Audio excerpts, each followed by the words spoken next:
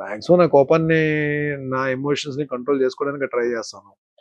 But మరీ ఎంత com గా ఉన్నా పిల్లినైనా సరే ఒక రూమ్ లో పెట్టి కొట్టడానికి చేస్తే ఏదో టైంలో అరుస్తుంది. బట్ ఎంతవరకు నన్ను టార్గెట్ చేసేసి నన్ను మరీ కార్నర్ చేసేస్తే ఇంకా అది దాని తర్వాత నేను ఎలా రియాక్ట్ అవుతానో ఒక్కొక్కసారి అది నా చేతిలో ఉండదు. అది మేబీ ఈవెన్ నేను అవతల వాళ్ళకి రెస్పెక్ట్ ఇస్తాను, చాలా మంచిగా మాట్లాడతాను, నా గేమ్ నేను ఆడుకుంటాను. నన్ను టార్గెట్ చేసి నన్ను ఎవరన్నా కానీ గట్టిగా కానీ ప్రెషర్ ఇచ్చి నొక్కుదామని ట్రై చేస్తే అప్పుడు ఐ బ్లాస్ట్. అది చూపించకుండానే చేయొచ్చు కదా.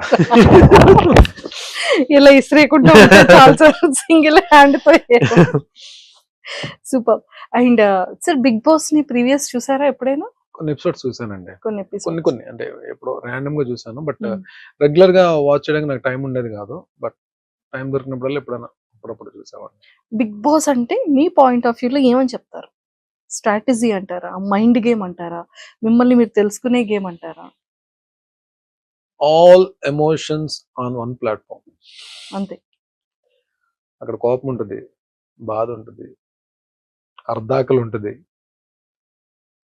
ఒక్కొక్కసారి పీస్ ఆఫ్ మైండ్ ఉండదు, ఒక్కొక్కసారి ఉంటుంది, ఒక్కొక్కసారి హ్యాపీనెస్ ఉంటుంది, ఒక్కొక్కసారి డిప్రెషన్ ఉంటుంది, ఒక్కొక్కసారి ఎందుకు వచ్చిన బాధ